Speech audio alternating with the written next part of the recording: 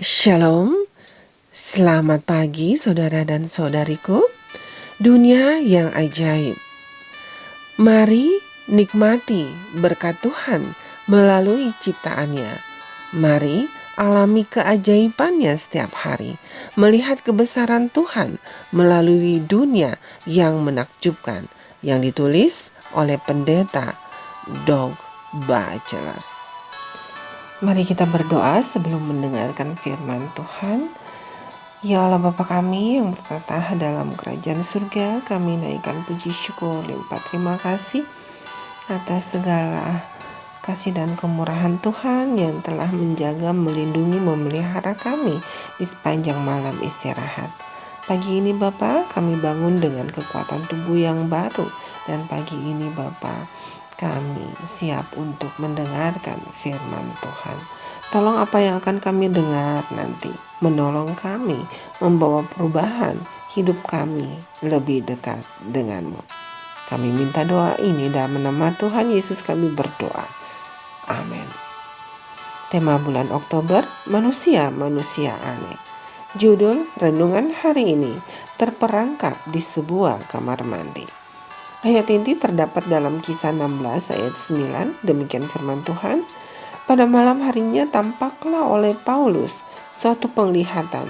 Ada seorang Makedonia berdiri di situ dan berseru kepadanya. Katanya, menyeberanglah kemari dan tolonglah kami.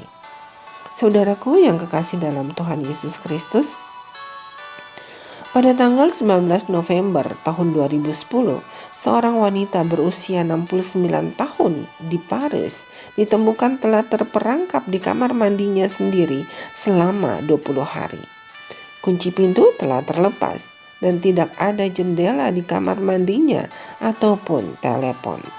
Dia tinggal sendirian dan tidak dapat memanggil bantuan.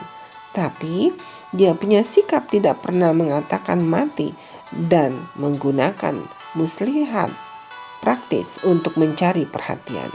Dia terus memukul-mukul pipa dengan apapun yang bisa dia temukan. Tetangganya mengira dia terlibat dalam beberapa pekerjaan renovasi, do it yourself atau mengerjakan sendiri, dan awalnya mengabaikan suara benturan. Tetapi ketika gangguan berlanjut hingga larut malam, tetangga mengeluh mereka tidak bisa tidur. Mereka memutuskan untuk memulai petisi agar dihentikan. Tetapi beberapa tetangga menyadari bahwa mereka tidak melihat nenek itu dalam beberapa minggu ini. Begitulah cara mereka akhirnya datang untuk menyelidiki apartemen wanita itu dan menyelamatkannya. Ketika petugas pemadam kebakaran masuk ke flat lantai 2, mereka menemukannya terbaring di lantai kamar mandi. Sang nenek sudah dalam keadaan kekurangan gizi dan sangat lemah. Dia selamat dari keadaan itu hanya dengan meminum air keran hangat selama 20 hari. Wanita yang tidak disebutkan namanya itu segera pulih di rumah sakit setempat. Dengan cara yang sama, Alkitab mengajarkan bahwa kita dikelilingi oleh orang-orang yang terjebak dalam dosa dan meminta bantuan. Tapi mungkin kita tidak selalu mengenali sinyal permohonan mereka. Rasul Paulus pernah mengenali teriakan minta tolong dan menanggapi. Alkitab berkata, pada malam harinya tampaklah oleh Paulus suatu penglihatan. Ada seorang Makedonia berdiri di situ dan berseru kepadanya. Katanya, menyeberanglah kemari dan tolonglah kami. Setelah Paulus melihat penglihatan itu, segeralah kami mencari kesempatan untuk berangkat ke Makedonia. Karena dari penglihatan itu kami menarik kesimpulan bahwa Allah telah memanggil kami untuk memberitakan Injil kepada orang-orang di sana.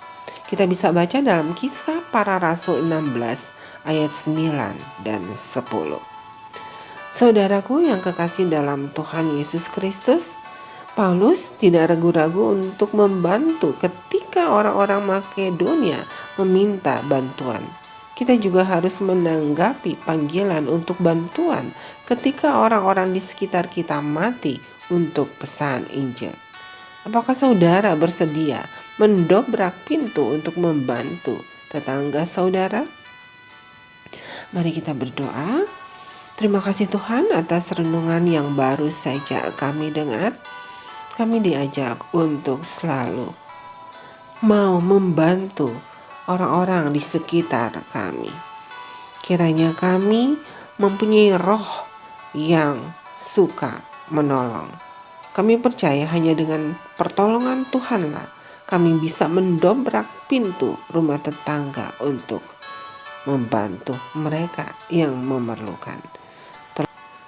Kiranya hidup kami lebih hari lebih berkenan kepadamu Tuhan. Kami percaya hanya dengan tuntunan Roh Kudus-Mu kami bisa melakukan semua hal sesuai dengan kehendak-Mu. Terima kasih Tuhan, tolong dengar doa kami orang yang berdosa ini. Dalam nama Tuhan Yesus kami berdoa. Amin. Demikianlah renungan pagi hari ini. Tuhan Yesus memberkati. Amin.